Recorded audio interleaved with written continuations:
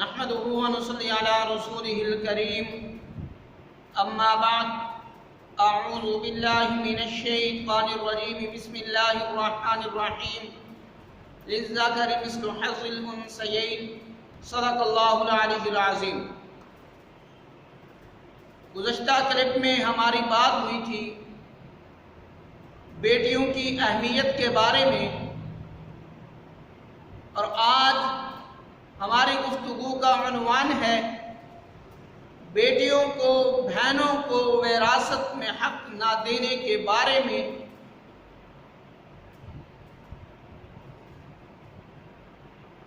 آج بھی ہمارا معاشرہ قریش مکہ کے طرز پر چل رہا ہے۔ جیسے قریش مکہ آج سے 1400 سال پہلے جیسے بیٹی کا پیدا گھر میں ہونا معیوب سمجھتے تھے، اپنے لیے شرمندگی کا سبب سمجھتے تھے، اسی طرح ہی قریش مکہ بیٹی کو جائیداد میں سے حق نہیں دیتے تھے۔ وہ یہی سمجھتے تھے کہ بیٹی کا حق وراثت میں ہے ہی نہیں، اور آج ہمارا معاشرہ بھی اسی طرز عمل پر چل رہا ہے، اور آج بھی ہم یہی سمجھتے ہیں کہ بیٹیوں کو جہیز دے دیا تو بس ان کا ہم نے حق ادا کر دیا ہے، اب وراثت میں ان کا کوئی حق نہیں ہے۔ لیکن یہ ہمارا ایک غلط نظریہ ہے۔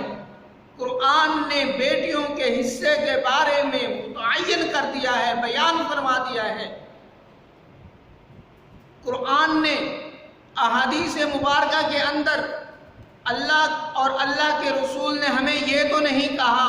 کہ بیٹی کو جہیز دو، اتنا جہیز دے دو،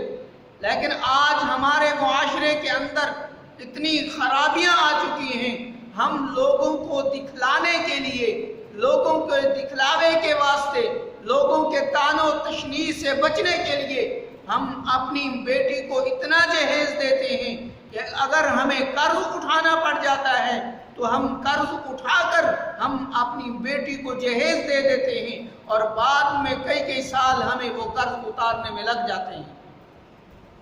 دین اسلام کے اندر تو ہمارے لیے آسانیاں ہیں۔ اگر ہم قرآن اور احادیث کے اصولوں کے مطابق ہم اپنی شادیاں کرنے والے بن جائیں تو ہمارے لیے اس کے اندر آسانیاں ہیں، مشکلات نہیں ہیں۔ اور جو لوگ کہتے ہیں کہ بیٹی کا حق صرف جہیز پر ہے، وراثت میں نہیں ہے، اگر وہ بہنوں یا بیٹیوں کا حق ادا کیے بنا وہ مر جاتے ہیں تو ان کو قبر کے عذاب سے کوئی نہیں بچا سکتا، ان کو آخرت کے عذاب سے کوئی نہیں بچا سکتا، انہیں جہنم کے عذاب سے کوئی نہیں بچا سکتا، نہ انہیں روزہ جہنم کے عذاب سے بچا سکتا ہے، نہ زکوٰۃ انہیں جہنم کے عذاب سے بچا سکتی ہے، نہ حج انہیں جہنم کے عذاب سے بچا سکتا ہے، نہ عمرہ انہیں عذاب سے بچا سکتا ہے، نہ مدرسہ، نہ ذکر، نہ تبلیغ، کوئی عمل بھی اسے جہنم کے عذاب سے نہیں بچا سکتا۔ وجہ کیا ہے کہ ہم نے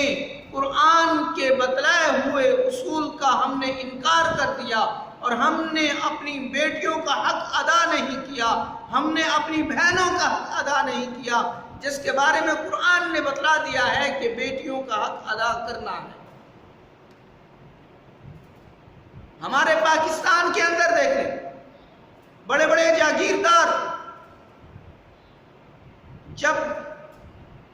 وراثت بہنوں کے اندر منتقل ہوتی ہے، وہ بہنوں کا حق زبردستی چھین لیتے ہیں۔ اگر بہنیں اپنے بھائیوں سے اپنی جائیداد کا مطالبہ کرتی ہیں، اپنی وراثت کا مطالبہ کرتی ہیں، تو ہم ان کو کہہ دیتے ہیں کہ یا تمہیں جائیداد چاہیے، اگر تمہیں جائیداد چاہیے تو پھر تمہیں ہمارے گھر میں آنے کی کوئی ضرورت نہیں ہے۔ آج ہم چند پیسوں کی خاطر،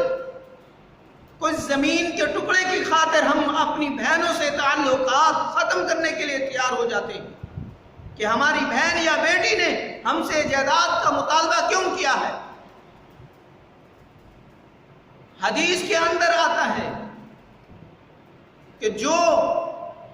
اپنی بہن یا اپنی بیٹیوں کی شادی کے بعد جو ان پر خرچ کرتا ہے ان کے لیے جنت واجب ہو جاتی ہے۔ اور قرآن کے اندر اللہ رب العزت نے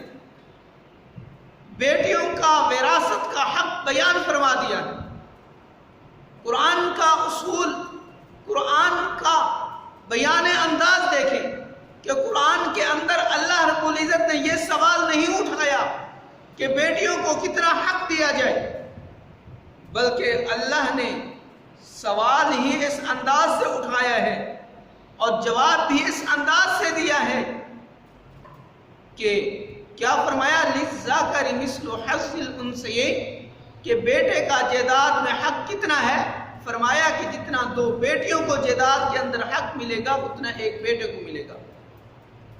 تو دعا ہے کہ جو کچھ کہا ہے اللہ ہم سب کو اس پر عمل کرنے کی توفیق عطا فرمائے۔ وَمَا عَلَيْنَا إِلَّا الْبَلَاغُ الْمُبِينُ۔